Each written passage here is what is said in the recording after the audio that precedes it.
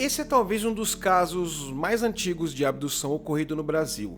O relato desse contato ocorreu em 1956, mas só foi investigado em 1975 por ufólogos. Como havia se passado quase 20 anos, a protagonista dessa abdução, desse caso, a senhora Clélia, não tinha certeza se isso ocorreu entre os dias 10 ou 11 de setembro de 1956. De qualquer maneira, a gente vai pegar a nossa máquina do tempo e embarcar para ir até o dia 10 ou 11 de setembro de 56 para contar essa história.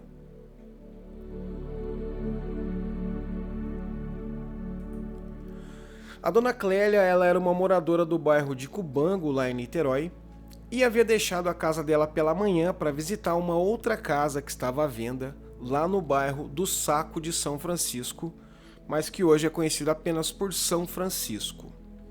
Então ela foi lá ver essa casa, ela pegou o ônibus até lá. Essa viagem do ônibus demorava cerca de 1h30, mais ou menos, para chegar. Então fez a viagem bonitinho, chegou lá, viu a casa, gostou muito da casa, conversou com a proprietária, aquela transação toda que as pessoas fazem quando vão comprar um imóvel novo.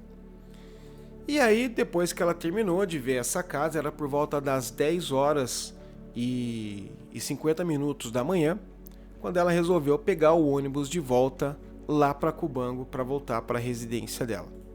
Vou mostrar para vocês aqui que está assistindo o vídeo uma foto da dona Clélia. Vocês veem que é uma foto bem antiga, por isso a qualidade não está muito boa. Entretanto, já dá para a gente visualizar um pouquinho aí quem era a nossa protagonista do episódio de hoje, a dona Clélia.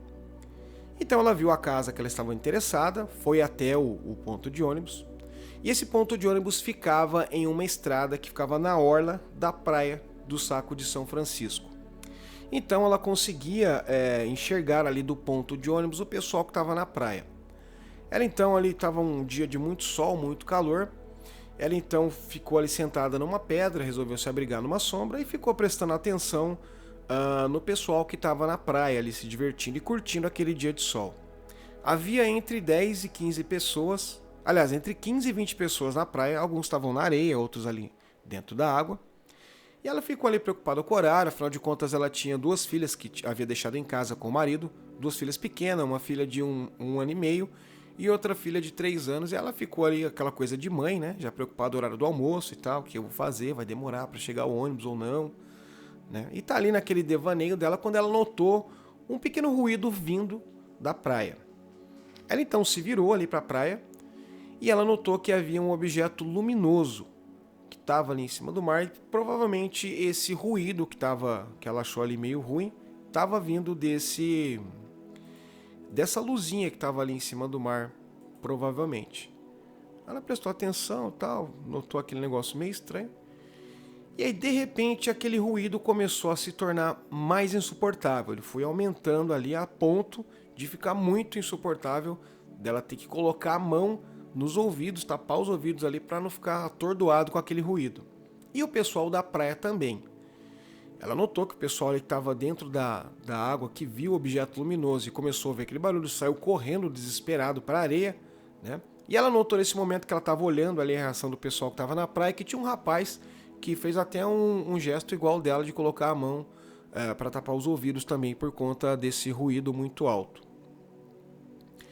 E ela se virou novamente e viu que esse objeto, que até então ela tinha visto era um pontinho luminoso, havia aumentado de tamanho, havia chegado mais próximo, ali cerca de 25 metros da areia, e ficou pairando a cerca de 5 metros da onde as ondas quebram. Sabe ali na praia onde faz aquela espuma ali que as ondas quebram? Ficou mais ou menos a uns 5 metros dali. E apesar desse ruído muito alto, ela notou que, apesar do objeto estar próximo, era um objeto discoide, né? Ele não causou nenhuma perturbação na água, só tinha aquele barulho ensurdecedor. E nesse momento, a dona Clélia teve uma espécie ali de um desmaio, ela perdeu meio que a consciência e entrou num lapso de memória. Quando ela recobrou a consciência dela, ela notou que ela estava num local escuro, que parecia ali um corredor curvo, sabe? Um corredor curvado. Faz todo sentido, afinal de contas ela provavelmente estava dentro da nave. E ela estava deitada sobre uma espécie de uma maca. Ela começou ali a fazer o reconhecimento do local onde ela estava, meio atordoada ainda, e notou que aquele rapazinho que estava na praia, que ela tinha visto ele fazer o movimento com as mãos igual dela, também estava lá, só que ele estava totalmente desacordado, deitado em uma maca próximo a ela. Ela então começou a notar alguns passos, ouviu alguns passos, e viu que haviam 2 pessoas vindo em direção a ela. Eram 2 pessoas ali que, segundo ela, como ela descreveu depois para os ufólogos, eram 2 pessoas que estavam andando a passos lentos, mas se moviam ali de maneira natural. E embora ela se esforçasse muito para ver ali, como distinguir como que era a feição deles, ela não conseguiu porque eles estavam usando uma espécie de um capacete translúcido, mas que estava embaçado. Então ela não conseguiu distinguir como que era ali a feição deles. Mas ela viu que eles estavam usando roupas que pareciam lâminas de alumínio, sabe assim, uma roupa meio metálica. E as mãos e os pés também eram cobertos por algo desse mesmo material. Ela tinha ali cerca de 1,50 m e ela notou que esses caras eram mais altos que elas. Ela julgou que eles tinham mais ou menos ali 1,75 m de altura. Eles se aproximaram dela sem dizer nada, pegaram ela pelo braço e pegaram o rapazinho também, que ainda estava lá desacordado na maca, e levaram através de uma porta que deu em uma sala circular que tinha ali cerca de 20 metros de diâmetro mais ou menos. Desde que ela recobrou a consciência, ela fez ali um levantamento, tinha passado mais ou menos ali uns 20 minutos de que tinha acontecido aquele incidente na praia até o momento que ela se encontrava ali. Uma vez que ela estava dentro dessa sala que tinha 20 metros aí de diâmetro mais ou menos, ela notou que aquele ruído que ainda incomodava muito ela ainda estava acontecendo ali, estava bem alto. Ela bem assustada com aquele ruído, atordoada. E nisso ela notou que entrou um homem pela porta nessa sala que ela estava. Esse homem, diferente das duas pessoas ali, outros 2 seres que pegaram ela e trouxeram até a sala, ele se vestia de maneira igual, de roupa igual, mesmo material metálico ali, só que ele não estava usando o capacete, então ela conseguiu prestar atenção nas feições dele. Segundo a descrição que ela deu, esse homem ele era grisalho, tinha os cabelos penteados para trás e mais ou menos ali 1,75 m de altura também, assim como os outros 2 seres que trouxeram ela. Ela diz também que ele tinha olhos escuros e penetrantes e começou a conversar com ela em um português um pouco mais rebuscado, que ela definiu como um português melodioso. Eu acredito que seja mais ou menos quando a gente conversa com uma pessoa que é mais velha, mais antiga que a gente, que tem uma outra maneira de falar, por exemplo. Então eu acredito que foi isso que ela entendeu mais ou menos da maneira que esse ser se expressava com ela. Embora ele estava falando ali no português, claro que ela conseguia entender normalmente o que esse homem, o que esse ser falava com ela. Ela disse que não conseguiu ver os dentes dele, porque quando ele abria a boca ali para falar ou para sorrir, ela notou que ele entreabria muito pouco a boca, então não deu para ela ver os dentes dele, prestar atenção nisso. Mas ela descreveu também que a maneira que ele se movia, que ele veio andando até ela, era também ali com destreza, um pouco mais até do que os outros 2 que vieram, e andava ali com suavidade normalmente. Então esse homem chegou falando com ela, e ela se queixou para ele de que aquele ruído estava incomodando muito ela. Você não tinha como parar aquilo. E ela falava isso e tampava os ouvidos com as mãos. E ele falou, olha, a gente vai resolver esse problema do som aí. Opa, bati no microfone aqui. A gente vai resolver esse problema do som aí, fica tranquila. Mas por enquanto não coloque os dedos sobre os ouvidos aí para tampar, porque senão você pode acabar se prejudicando. Bem interessante essa observação, né? Eu acredito que talvez esse ruído seja alguma coisa ali que a nave estava emitindo para colocar o pessoal num estado mental alterado, talvez. Quem sabe, né? Só uma suposição. E aí ele começou a conversar com ela ali de uma maneira mais clara e explicar o motivo que ela estava ali, o motivo de tudo aquilo estar acontecendo. Segundo o que ele explicou, a dona Clélia, seriam feitos exames com ela. E ela perguntou para ele, falou, olha, e esse rapazinho que está desmaiado aí, o que vai acontecer com ele? Ele falou, olha, a gente também vai fazer exames com ele, só que ele está desacordado porque ele provavelmente não conseguiria ter condições emocionais de enfrentar essa situação, de ver seres, de ver essa nave e tal, enfim. Ele não ia ter nenhuma condição, talvez ele pudesse ter um ataque de pânico, uma crise ali, então por isso a gente deixou ele desacordado. Ele então colocou a dona Clélia numa maca ali próxima a uma parede, onde havia um aparelho que ela nunca tinha visto na vida. Inclusive, quando ela foi entrevistada pelos ufólogos em 75, ela fez até um desenho desse aparelho que ela descreve, que é esse desenho que eu estou mostrando aqui na imagem. E ela descreveu como um aparelho quadrado que se movia para todos os lados através de uma espécie de uma sanfona, ali, de uma parte sanfonada dele. Olhando ali o desenho dela, parece muito aquelas máquinas fotográficas antigas que o pessoal tirava foto em praça, sabe? Que joga ali um pano preto por cima. Né? Você vê que tem uma parte sanfonada. E pelo que eu entendi ali na descrição que ela deu, como se essa parte sanfonada passasse para todos os lados. E pelo que ela disse, essa máquina provavelmente era algum aparelho ali médico, talvez, né? Ou tecnológico deles, para fazer esses exames da qual o rapaz disse que ela tinha sido abduzida para estar ali para fazer esses exames. Então, começou a fazer o exame no corpo dela, né, com esse tal aparelho, e ela notou que esse aparelho ele emitia uma luz roxa, uma luz ali meio azulada, meio roxa.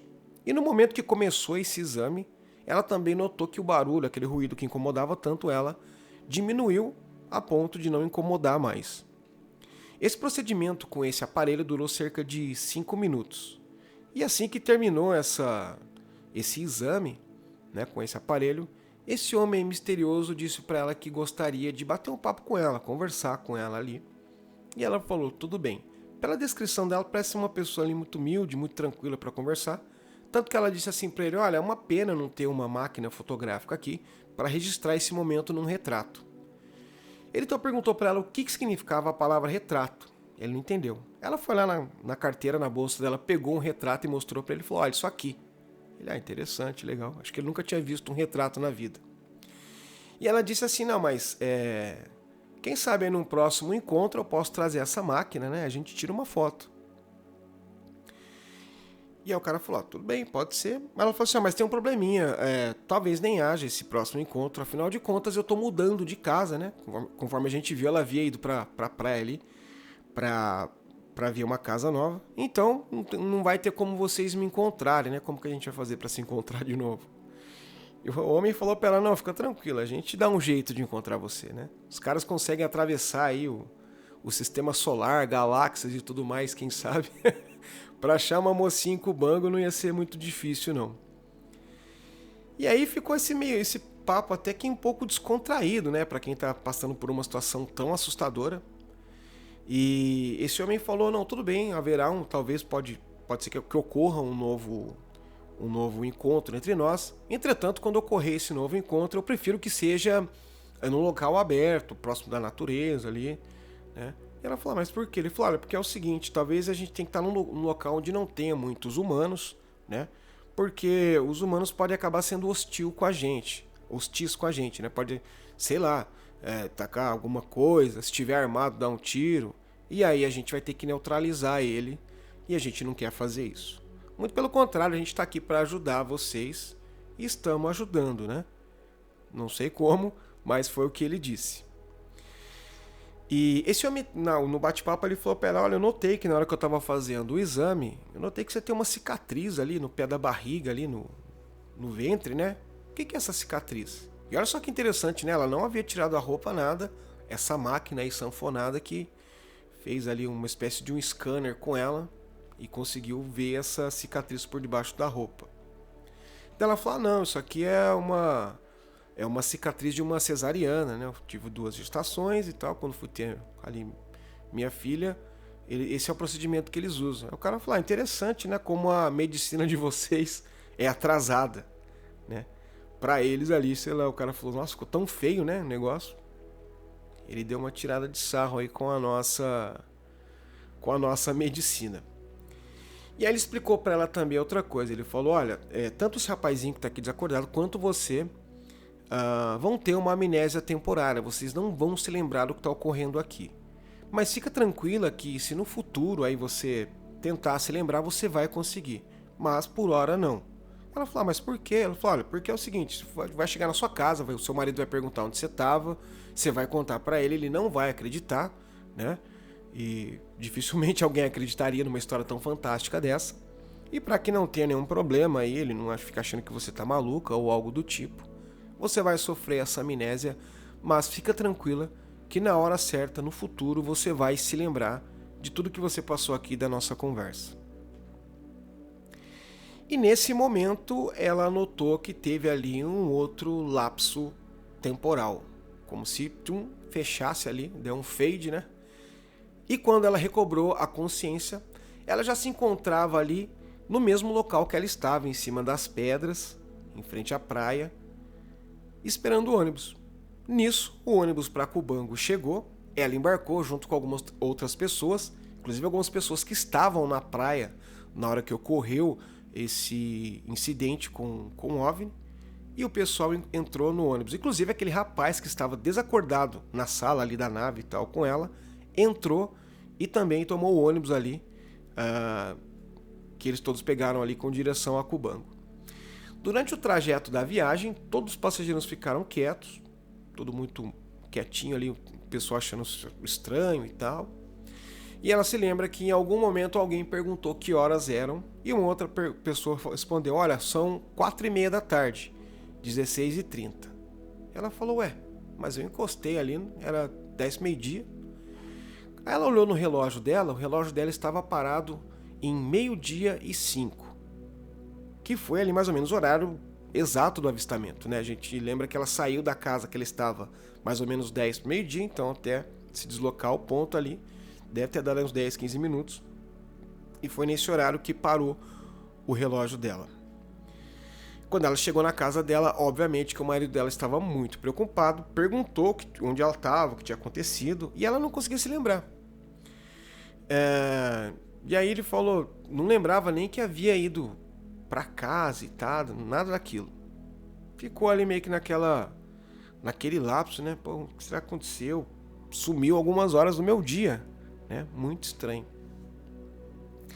Mas uma coisa que ela relata para os ufólogos nessa entrevista que ela deu para eles em 75, quando eles criaram esse laudo e tal, né? É o seguinte, ela fala que era estranho porque na verdade é como se ela não quisesse se lembrar. E toda vez que ela tentava ali forçar a mente para se lembrar desse acontecido, ela se lembrava daquele ruído ensurdecedor que estava, né, deixando ela quase maluca ali. E esse ruído funcionava como uma espécie de um gatilho e por isso ela bloqueava as memórias. Sabe? É um estado ali, acho que foi bem difícil explicar isso, né? E também é difícil pra gente entender. Mas eu tenho mais ou menos uma noção do que ela diz, sabe? É como se fosse uma lembrança, um gatilho ruim, que ela lembrava do ruído ali, meio que travava. Não, melhor não pensar nisso, ou algo do tipo. É como se ela soubesse que tinha algo para se lembrar, mas não queria lembrar. Uma outra curiosidade também que ocorreu logo depois disso foi que o relógio dela continuou parado, e ela levou esse relógio em 3 relojoeiros, caras que arrumam relógio. Levou em 3 caras que arrumam relógio e os 3 não conseguiram arrumar. Falou: olha, não sei o que você fez aqui, não sei o que você armou, que não vai, o relógio não funciona. E só foi 20 anos depois que isso ocorreu que ela teve coragem de contar essa experiência para a filha mais nova dela, que agora já estava com 21 anos, né? E posteriormente ela teve a oportunidade de contar para um grupo de ufólogos que documentou esse caso em 1975. Uma outra curiosidade também foi que depois de uma semana que ocorreu esse incidente com a dona Clélia, ela ainda estava ali com as memórias bloqueadas, aquela coisa toda, e ela leu no jornal, estava ali passando os olhos no jornal e viu que tinha uma reportagem, né, falando sobre vários avistamentos que haviam ocorrido naquela semana de objetos voadores não identificados na cidade de Magé, ali no Rio de Janeiro também. E quando ela leu essas notícias, conforme havia sido prometido pelo homem de cabelo grisalhos dentro da nave, todo o episódio ocorrido com ela voltou à sua mente. Então a partir dali ela se lembrou de tudo, mas ela só teve coragem de contar essa história que aconteceu com ela, essa história fantástica dessa abdução ocorrida na praia do Saco de São Francisco em 1956, praticamente 20 anos depois, para um grupo de brasileiros de estudiosos de casos ufológicos. Então esse foi o caso da Praia do Saco de São Francisco. Eu espero que você tenha gostado desse nosso primeiro programa. Como eu disse, se você curtiu, vai lá e segue a gente nas nossas redes sociais, @alemdaimaginação01. E se você puder também favoritar o vídeo ou o podcast que você está ouvindo no aplicativo, também a gente agradece muito, porque isso é muito importante para nos ajudar a ranquear o nosso trabalho e a divulgar o trabalho do programa Além da Imaginação. Eu vou ficando por aqui, deixo um abraço para todos vocês e aguardo vocês no próximo episódio do Além da Imaginação.